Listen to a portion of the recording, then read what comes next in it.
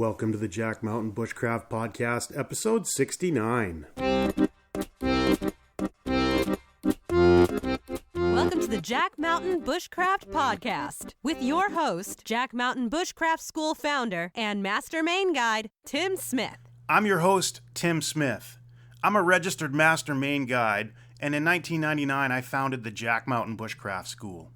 We help people become more skilled, more knowledgeable, more experienced, and more confident outdoors by using traditional skills, a few simple tools, and field-based experience.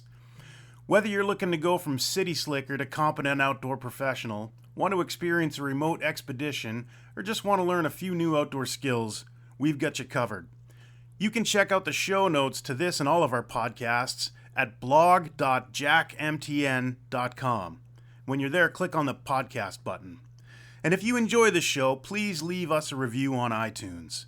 Lastly, the best way to keep up with our programs and trips is to join our email newsletter. And you can do that at jmbnews.com. Hello and welcome back to the Jack Mountain Bushcraft Podcast. I'm your host, Tim Smith, and I'm here with Christopher Russell. Hello, hello. And it is Wednesday, June 12th. We got up real early this morning. The sun is up here a little after 4 a.m. this time of year. So I woke up to like full light at about 4:15 and couldn't go back to sleep. So I figured it was a good time to make a thermos of coffee and sit down with a notebook and come up with some good ideas for this podcast. We've had some warm weather. We've had a heck of a lot of bugs. Last night it was about 41 degrees, so they all went to bed, thankfully. Yeah, rainy, kind of gross day yesterday, so we kind of got a reprieve from them while it was raining, but towards the end of they came out pretty hard in the evening. And what were you saying you did last night? That I made a stupid decision. So black flies and mosquitoes are attracted to heat and carbon dioxide, and I was like, oh, it's a little chilly and I'm wet. I'll light a fire in the stove in my tent. And then as soon as the rain stopped, I looked up and the sort of ceiling of the tent was full of black flies that were just waiting for me to step outside of my bug net. So I didn't. And then they all went to sleep, and they're still not up yet. No, not yet. They will be, though. Yeah, soon. soon. Our topic for today is how to choose a wilderness education program. And that could be, a weekend survival course or a full-on semester immersion program. And we've just got some ideas after having doing this a bunch of times that hopefully will help you or maybe somebody you know choose the correct program for them. So we've got 3 items with regards to student self-reflection, and then 10 items on how to evaluate a school and see if it would be a good fit. So to start with, I just want to say we here at the Jack Mountain Bushcraft School hate surprises. And that doesn't mean like surprise parties. What that means... I do hate those. Does anybody really like those? I don't know. They always look like they're so much fun on like 70s TV sitcoms. But they never are. I've never been to a 70s That's my TV approach. sitcom. I always get wind of the surprise parties that are planned for me, and then I just don't go. So what I'm referring to when I say we hate surprises is I don't ever want anybody to show up here for a Jack Mountain Bushcraft School program and then be like, wait, this isn't what I signed up for. I thought I was going to learn how to make balloon animals, and here we are swinging axes and lighting fires in the woods. So that's one of the reasons why we have a big information-filled website, because I want people to know, to the best that I can do, exactly what they're getting into. Because, it just, if people show up and it's not what they thought they were going to do, they're not happy, and 9 weeks is a long time to be not happy. 9 weeks is an incredibly long time to be not happy. Yeah. So with the idea of minimizing surprises or hopefully eliminating them, here are some things to think about if you're considering a program with us or with anybody. I think the points that we're going to make here are pretty universal. So let's start with the student. From the student's perspective, here's a person who's thinking about going on a long-term or even short-term wilderness program, or really any educational program. So 3 things. Number 1, I think that you should identify your interests. So to use the outdoor program thing, are your interests more, say, bushcraft? Are they more, hardcore survival? Are they more mountaineering? Are you more interested in nature study? Balloon animals? Balloon animals. I think the Clown College would cover all that. I wish there was one of those. I'd leave this job several. in a heartbeat. There are several of those. Okay, well, I guess I'm the leaving. big one is in Sarasota, Florida. Okay, I'm not going to Florida. Okay. Sounds hot. It is hot. And buggy. Yeah. So identify your interests. So, for example, say if someone is interested in, what would be a good example here? If someone is really interested in trekking through the desert Southwest, for example, coming to Maine and going on one of our programs would probably not be a great fit for that interest, just because we're not in the desert Southwest. We don't have deserts. We don't have a whole lot of sand. Well, there is the desert of Maine. The desert of Maine, a tourist attraction down near Freeport. Yep, and it's 20 yards long, if that. Yeah. Yeah. So if you can trek across that after one of our programs, I think. Yeah. So 1, identify your interests. Number 2, be clear about your goals. What do you hope to get out of participating in a program? Are you looking to get professional training? Is it just a hobby? Is it personal development? Are you looking for, say, a semester away from where you're going to college? Are you interested in a gap year? All these things will result in different outcomes depending on what your goals are, and maybe choosing a different school. And yeah, absolutely. And I think that if you're, we said personal development and professional training, and I think part of that is what is your goal for when you're done with this course? If it's personal development, maybe your life doesn't drastically change after you go back. You just have sort of a better understanding of, like a hobby or something along those lines. And just a really cool life experience. Exactly. I want to take 5 months off and go do something that's totally different from my life. And that's great. That's and there awesome. are programs that'll feed that. But if you're looking to, when you're done with a program, start working in the outdoor industry, that should affect how you choose the school you go to. Definitely. Because if you're going to one that's offering, guide training or professional outdoor training, something like Knowles or Outward Bound, that potentially there are systems in place with a lot of these programs to help you develop as an outdoor educator or guide afterwards. Whereas some of them, maybe it's just a hobby thing that's fine. Or just a cool expedition. I'm going to go sea kayak the Sea of Cortez by the Baja Peninsula for a month. Exactly. Because it's going to be awesome and I just want to do it. And go and do it. But definitely go do it. Yeah, I don't want this to seem like we're trying to say one is better than the other, but it's something that a student should think about before they come up here. Be clear about your goals. Yeah. And lastly, I think you need to be clear about the amount of time and resources that you want to invest. Mm-hmm. If you have a hobby in something and, it's a whole different animal for me to throw the kayak on top of the truck and drive down and spend a weekend paddling the coast of Maine versus flying to Mexico and going to the Sea of Cortez for a month. You just think that how much time are you going to put into this? And I think that'll be a big factor in choosing a program. So just to recap the 3 things for a potential student to think about: identify your interests, be clear about your goals, and be clear about the time that you want to invest.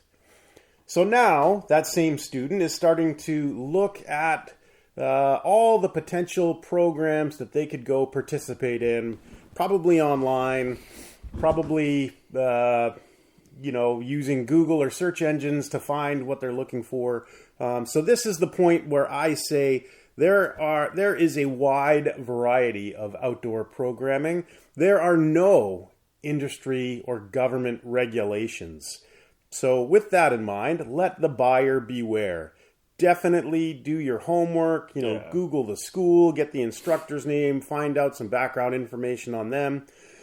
There are some shady characters in this industry, people with really questionable backgrounds, run-ins with the law, all those things. But, you kind of got to dig to find that stuff, right? They're not going to put it on the front page of their flashy website. Yeah.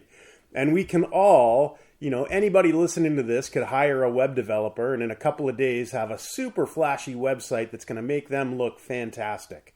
So I guess don't be swayed by don't judge the book by its cover, to use a bad colloquialism. anybody can look great online. Do your research, dig pretty deep. The longer you're going to be with this person or school, the more due diligence that you should perform in finding out as much as you can about them, right? Just for your own personal well-being, your own personal safety. And we all hate to find out after the fact, like, I went to, let's say I went to a new restaurant, and then after the fact, I find out that the person who runs the restaurant has all these questionable, shady things in their background. Like, it just bugs me that, I didn't know that before. Yeah, because it would have definitely influenced my choice to go there in the first place. Yeah, and there are a lot of resources online for, talking to people that have been involved with these schools and stuff, and you can get a good, alumni of schools, or, if they're even employees. Yeah, right? or even employees. What was that one you said? Glassdoor. Glassdoor is a great one. It's a website. Yeah, it's a website that you can go to and look into sort of like former employees or current employees' reviews of a place that they've worked. So, maybe you... And this is even for after you've done a program and you're getting into the industry. Like, do research on the people you want to go work for and know a little bit about what you're getting into. Yeah, for sure. Because often, because we're shady as hell. Like, you don't. I mean, whoa. If you work in like New York City for 8 hours a day, and then at the end of the day you clock out and there's 80 million other people around and like 60 million distractions. That's a different animal than if you're working in like a remote place or guiding a long-term trip or being a participant on it. There's no clocking out. You're stuck with that small group of people. And if they make your skin crawl because of something about them, then it's just going to be a long and maybe not ideal experience. Yeah, it's a challenging thing to do. So the only way to avoid that is doing your due diligence in the beginning. Do your research. Okay, so next one, location. So if you're interested in, as we kind of mentioned before, with looking at a school, do you want this school to be in a rural area? Do you want it to be remote, kind of wildernessy?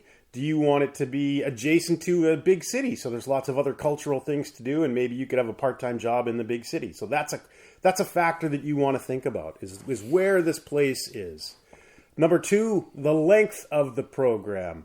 If you're really just getting into a new hobby and you're trying to figure out if it's for you, maybe don't sign up for a full-on semester, or even longer program, right? If you're just feeling it out, the shorter the better. The less investment you have in time and money and gear to make this thing happen, the better. I mean, we have had in the past, not very often, and it hasn't happened for a number of years, but we've had people who signed up for our 9-week course, and then they got here and were like, I've never really camped out before. And then after a week, they're kind of like, nah, I don't think this is for me. Yeah.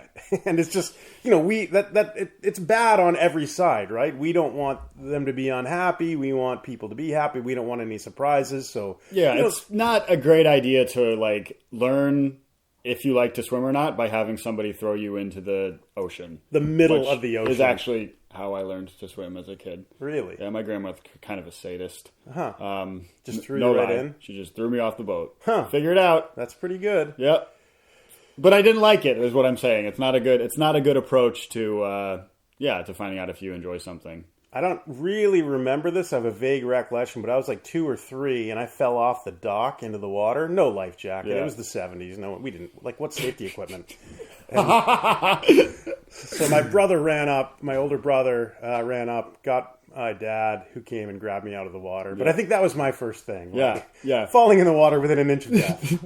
Perfect. And safety last. That exact day was the day the safety shorts were born as an idea in your head, I'm sure. Safety last. You would have been fine if you'd been wearing a pair of Blaze-On shorts. Yeah, for sure.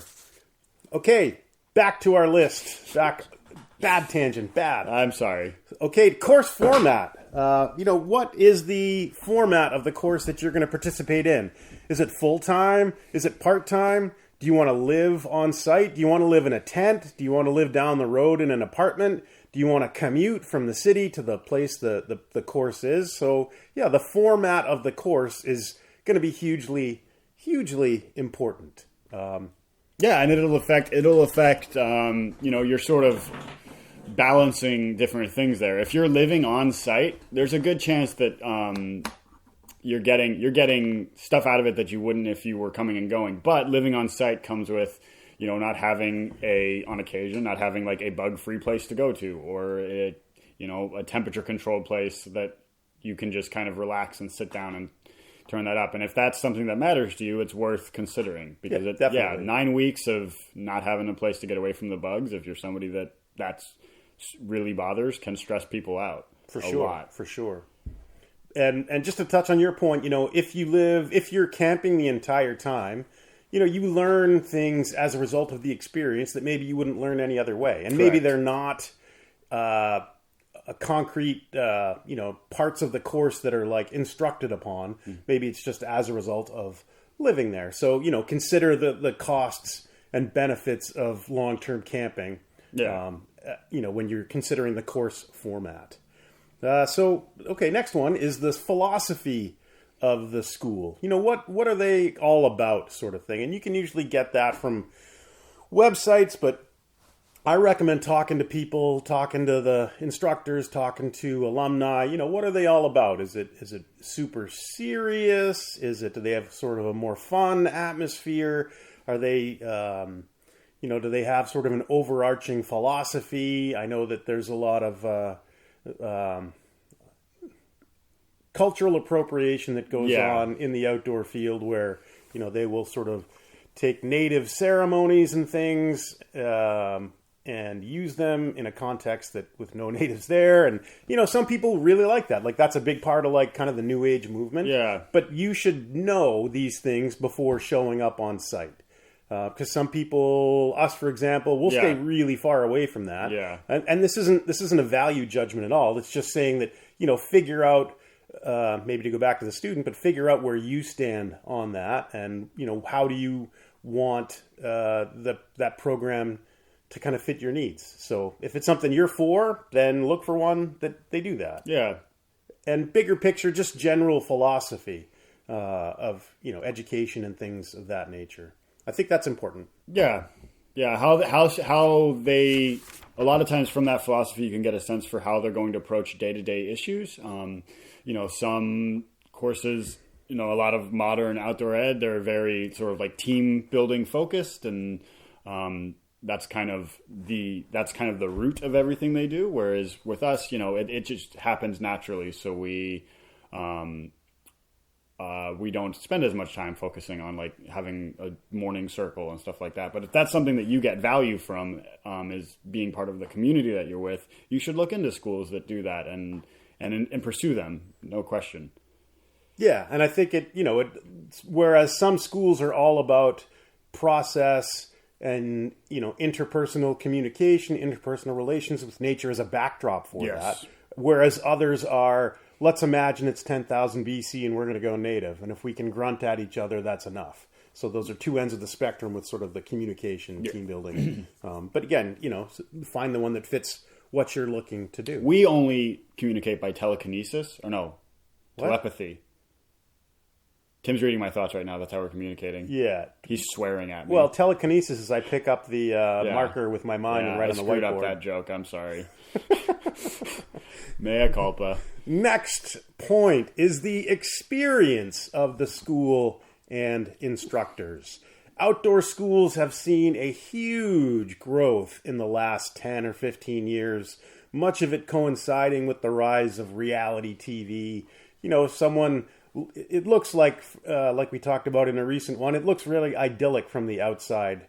And someone sees, somebody on TV and maybe they had a woodsy upbringing and thinks, I could do that. But, I think ultimately you need to really research history of the school and definitely history of the instructors. So things to ask about is how long have they been doing what they're doing?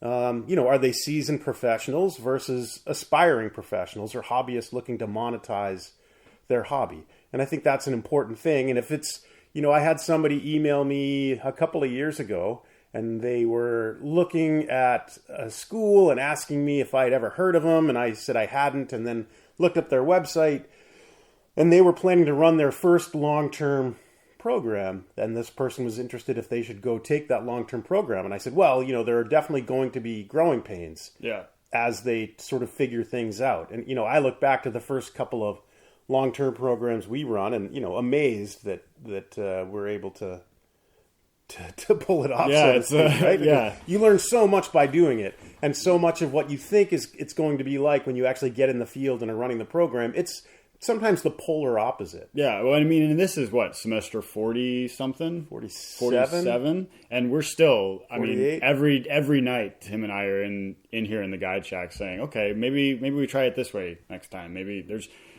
So I would only imagine that if it's the first one, that's like a constant. If you're pretty new to this, you're working out some kinks for sure. Or, the other potentially less desirable outcome would be that they're just very dogmatic and feel like they have it all figured out and aren't willing to self-assess when there are issues that come up. So, how long have they been doing it? I guess along the same line, do they have any reviews? Do they have alumni you could speak with? Do people leave them glowing reviews or not? And, it's the internet, so those can sometimes be dubious.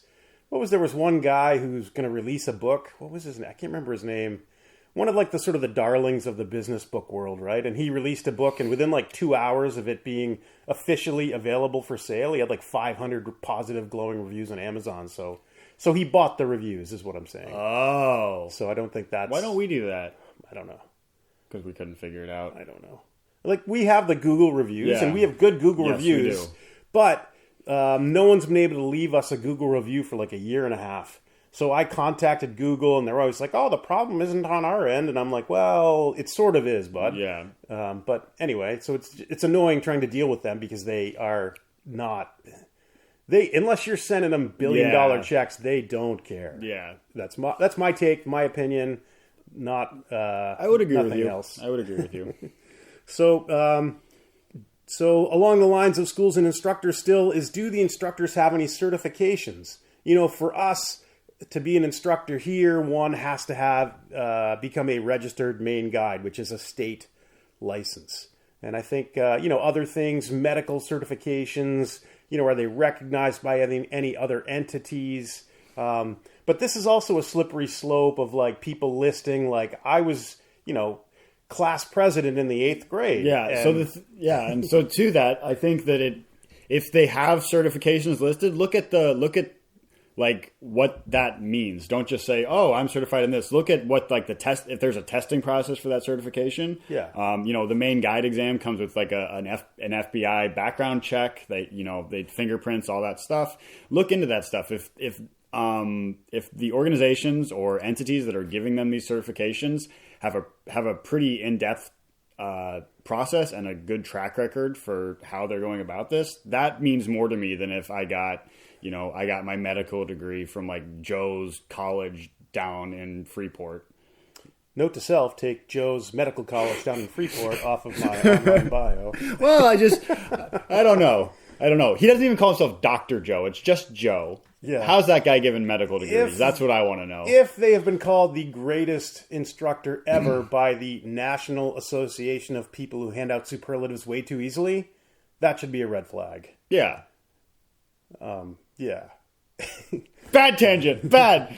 And I think, like, if you were going to go attend a university, too, you'd want to know where your professor had studied. Exactly. So things, do they have any formal study in the field? Have they taken a guide training class? Yeah. Have they taken a long-term bushcraft or outdoor living course? Yeah. If so, where did they study? Exactly. So earlier, we had said, there's no, like, regulation for this industry, but this is probably the closest thing there is to that, is that if you're looking at how they've sort of improved themselves and gotten a check off, if those organizations are checking them off and they are sort of respectable, then that's probably the closest you're going to get to like a regulation of instructors in this definitely. industry. It's word of mouth. Yes, exactly. It is word of mouth. So ask around. Where did you learn? Where did you study? What's your experience?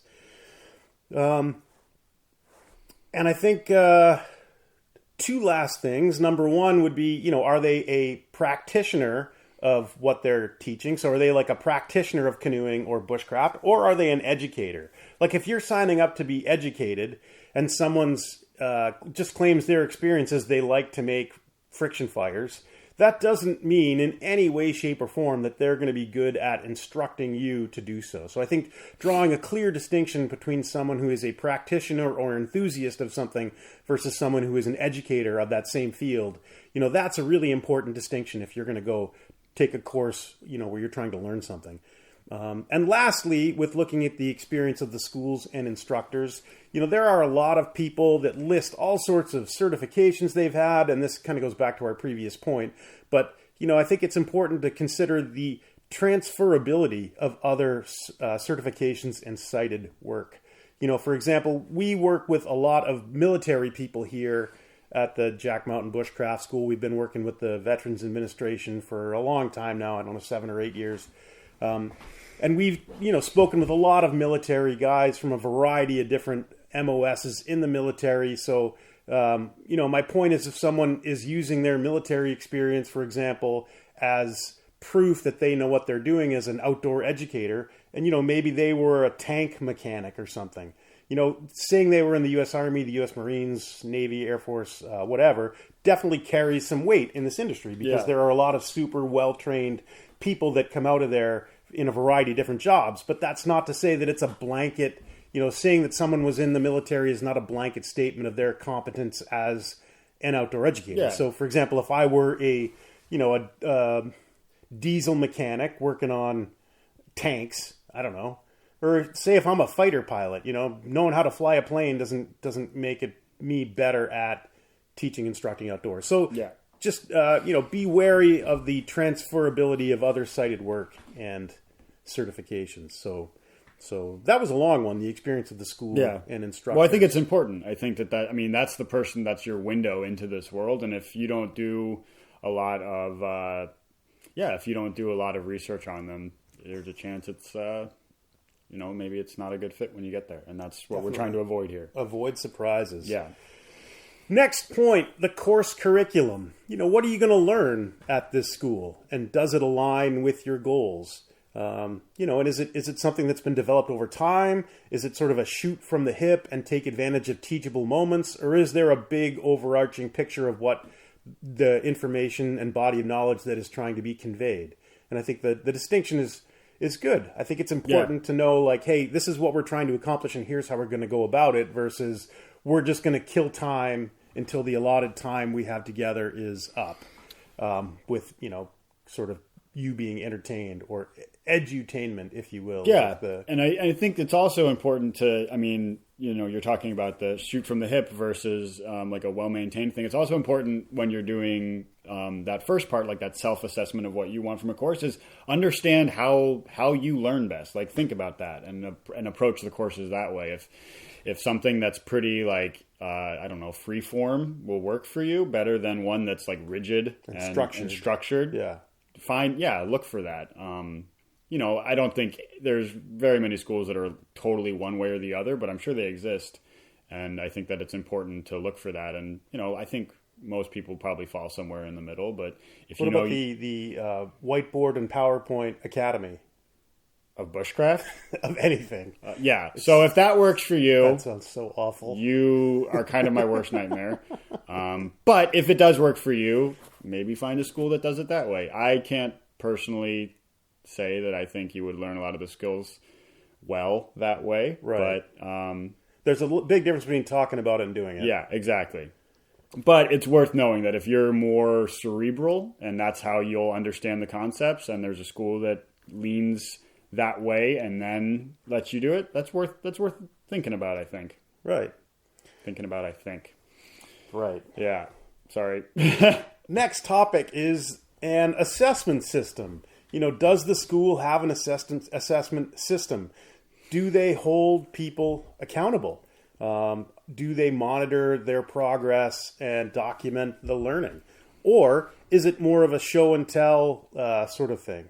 So most short courses, I think, are more, at least with us, shorter the course, the more it is a show and tell. The longer the course, the more the assessment system comes in. So it's important to note that, telling people something and demonstrating things is not the same as setting up situations where learning takes place. Yeah. And it's awkward. As an instructor, we're used to, through our educational system that most of us had as kids, we're used to thinking education. Whiteboard Academy. Yeah. Well, that's where the person who knows, a.k.a. the teacher, stands in front of everybody else and tells them what they're supposed to know.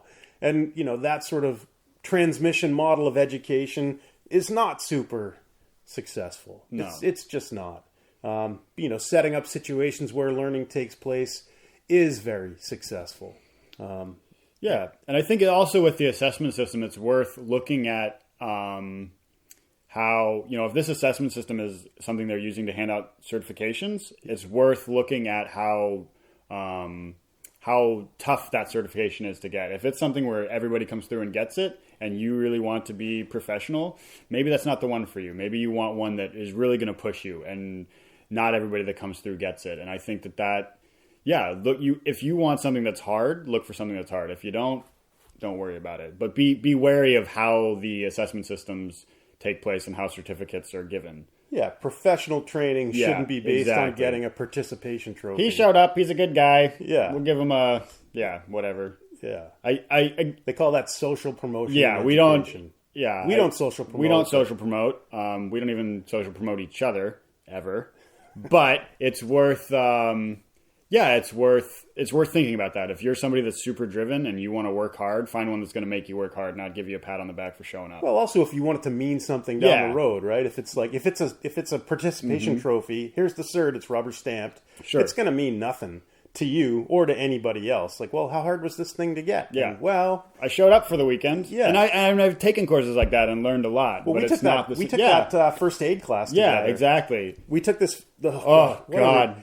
We took a weekend first aid class just to research for the guide licenses, and it was like $180. Yep. We were there for like 6 hours. You showed up. There was a woman there kind of running the course for this organization that sold the course. She was very talented. Yeah, working EMT, knew what she was doing. But we showed up, and she's like, okay, here's how it's going to run. If you leave more than 20 minutes early, you don't get the card at the end of the day. Yeah. And then we would sit there and watch these videos on like what we needed to know. PowerPoint. We watched a PowerPoint for 6 hours. Yeah, it was a PowerPoint video. And then after the PowerPoint, her job as to being there was like, okay, do you have any questions? And if nobody said anything, she'd start the next video. Yep. I'm like, this is awful. I'm learning. At one point I looked over, and this was also a pediatric CPR as well. And at one point I looked over, and Tim was looking up in the air and had one finger on the dummy of the baby and just like, don't call my baby dummy.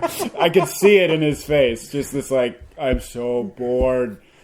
Yeah, but the dummy lived though. It did. Staying alive. So that's a CPR joke. Yeah. Isn't it the Staying Alive is the song that you're supposed to do the cadence? It was a good joke. It was a good... Well, you need to explain it. How do people know? I don't... Oh. Yes. Staying Alive is the cadence... The song Staying Alive by the Bee Gees. Yes, is the beat that you use for... chest compressions when you're doing CPR. So, yeah. And who do you do CPR on? Dummy babies. Dead people. Yeah. Yeah. It is true. Accurate. That is accurate. I like that line because it's memorable. Yeah, it is... I'm going to remember it. Well, if someone's like alert and aware and you go to do CPR on them, they're going to sue you for assault. I like the idea of just approaching somebody. Can I do CPR on you? No, stop. Don't touch me. In the real world, you break ribs. Oh, yeah, for sure. It's like, and then the person knocked me down and compressed my chest and one of my ribs broke. And like, you're going to jail. I was just having a nap. So, assessment systems. Yeah, look into them. Look at how tough they are to get. Make your decisions based on that. So the next topic is religion and spirituality. Yeah. Is it part of the course? Is it, part of the philosophy of the school? Is it more like they want you to sort of believe what they believe? Is it more that they are using, different philosophies to drive home points? Do they stay way away from that whole topic? And again, this isn't a value-based thing. That there's some place for everybody. So, a religious-based outdoor program would be great for some students. It would be a perfect fit. For others, it would be a huge turnoff. So, another part of doing your research, doing your due diligence is there a religious or spirituality aspect to the program? Yeah, and like we said earlier, I mean, like Tim said, it's not a value thing, but for the most part, if they're co-opting something that isn't theirs, that is a value thing. That is a value thing. I would say culture. Avoid those a lot. That's a huge anti-value. It's terrible. Thing Absolutely. But I mean, like certain, like if it's a Christian-based program, yeah, of course, or like things like that. That's right. It's exactly what some people are looking for, and that's great. But if it's something that if they're using someone else's spirituality to make money, maybe avoid that program. That's a little like we talked about some shady characters. Chief Great White Hope, who's showing up from the suburbs with his feather headdress. Exactly. There's a feather boa wrapped around his head. Exactly. Yeah. Maybe avoid those ones. Maybe. I'm not trying to judge anybody, but as an example where this would be a positive thing, we have an alumnus who is working at a summer camp for Jewish youngsters this year. Yeah, and I think that's a great fit. Yeah, like, exactly. There are certain things that are if it works with a subculture, great. Yeah, because it's exactly what many people are looking for. Yeah. So the last thing about schools. That'll kind of wrap this whole up is that it's not a competition between schools. I wrote a blog post about this a while ago, but the idea that certain schools will sort of advertise that we're number one, we're the best, and but it's just not a competition. If it were a competition, let's use the analogy of a race. In order for someone to win the race, we have to agree. Like if you and I were going to have a running race, we would have to agree on starting point, ending point, rules of the race, all those things. So then, like if we were competing on the same playing field and you made it to the finish line before I did, you would be clearly the winner. But I really know of no two outdoor schools that are sort of competing on the same playing field. They all have different methods, different goals, different intended learning outcomes, different end results. So, to follow the race analogy, like imagine there were 50 people all in different locations running different distances at different times. How would you determine who's the winner? And that's sort of what it looks like to me when people are saying, oh, we're number one, we're the greatest. It just doesn't make any sense. It's irrational and silly. So beware the sort of self-promotional, we're number one guy. The marketing thing that they're trying to take advantage of is called social proof. So if everybody agrees that someone's number one, it demonstrates social proof and they get some marketing mojo out of it. But again, different race course, different distance, different day. It doesn't work. It's not a race. There's no, we're not all on the same playing field. We're not trying to accomplish the same things. And therefore, it can be difficult to compare. If that weren't the case, then we wouldn't have to do this podcast because you could just Google who's number one and go to them. But, because there are so many different factors, it just doesn't make any sense for people to sort of crow about we're number one or we're the best. We're number 7. And I'm sticking to that. Barrett Kudelski's number one. Yeah, Barrett Kudelski's number one. Anybody who knows anything about this industry knows that Barrett Kudelski from the Full Tang Bushcraft School and Full Tang Expeditions, known throughout the industry and the world as the Barracuda, he's something. Is number one. He's something. Because he starts every conversation by saying, I'm number one, in a really loud voice. Yeah, I don't really know where to go with that one. So let's recap real quick. So if you're a student, you need to identify your interests, be clear about your goals, and be clear about the time that you want to invest. And if you're a student trying to evaluate schools, you need to think about their location, the length of the program, the course format, whether it's full or part-time, or you live there or you live nearby. You need to evaluate the experience of the school and the instructors. You need to think about the course curriculum and how that would help you achieve your goals. You need to think about the assessment system they have, and especially if it leads towards a certification. You need to consider if they have a religious or spirituality aspect to their program. And you need to be really careful looking at the people who are crowing about how they're number one. And lastly, probably most importantly, do your due diligence. Do a lot of research on the school, find out who the instructor of the program, instructors, plural, do a lot of research about them, because you don't want to be halfway through the program and then all of a sudden, hey, I just found out this bad thing about this person that I've so sort of a good rule of thumb, right? Maybe you spend at least half the length that the course will be, research. You know, if you're thinking about something that's, let's say it's 12 weeks long, maybe 6 weeks you're doing research just because that... Like all day, every day, 6 weeks? No, but 6 weeks, at minimum 6 weeks out. 15 hours a day? You get my point. Yeah. Yeah, dude. Yeah, I was trying to help back up your point. I and now know. That's what I do. I need more coffee now. Yeah, and from experience, we had somebody on one of our longer canoe expeditions one year who had previously taken a program with an outdoor school, and I think 2/3 of the way through, it was revealed to this person that the person leading that other program had some really shady stuff in their background. Yeah. So they, kind of ruined it for him. Yeah, so it's worth doing that, looking into stuff. Do your diligence. Find out. Yeah. So that to avoid surprises. Especially surprise parties, just to circle all the way back to the beginning. I won't even go to Chuck E. Cheese anymore. That's because you beat up the mascot and they won't let you back. Well, I thought anything goes in the ball pit, but... Oh, my God. Okay, that's probably... Yeah, let's wrap this Yeah, one up. let's do it. So, if you enjoyed this podcast, please leave us a review or spread it around a bit. Thank you for spending this time with us, and we hope that you guys have a great day. Mm-hmm. We'll see you in the ball pit.